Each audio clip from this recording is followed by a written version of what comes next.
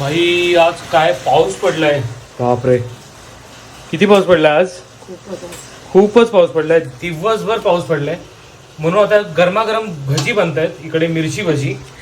रोज तुला काही कारण लागत नाही भजी खायला. बात तो सही है. ठीक आहे, तू तसाही खातोस. येस. सो इकडे मिरची चालली आता साफ करायचं, मस्त भजी बनणार आहेत. सो स्टे ट्यून म्हणजे ब्लॉग बघत राहा. सोबत आता जेवण पण बनतंय. सो लवकर जेवायला बसूया, भूक लागली. संध्याकाळचे 8 वाजलेत. माधुरी जस्ट जॉबवरून आले आणि मी पण जस्ट जॉबवरून आलो. फटाफट आता जेवायला बसूया. हे बघा पिंक सॉल्ट वापरते माधुरी इकडे. ऍक्च्युली मोठ्या मोठ्या मिरच्या असतात ना तळायच्या, त्या तळायच्या असतात. पण आता आपल्याकडे आहे नाही आहेत. पापड पण भाजणार आहेस का तळणार आहेस? तळूया ना. पापड नाही आवडत. येस. सो तळणारे पापड. सो जेवण ऑलरेडी मला वाटतं बनवलंय माधुरीने. इकडे बघू शकता काळा पावट्याचा रस्सा आहे. काळा पावटा ना.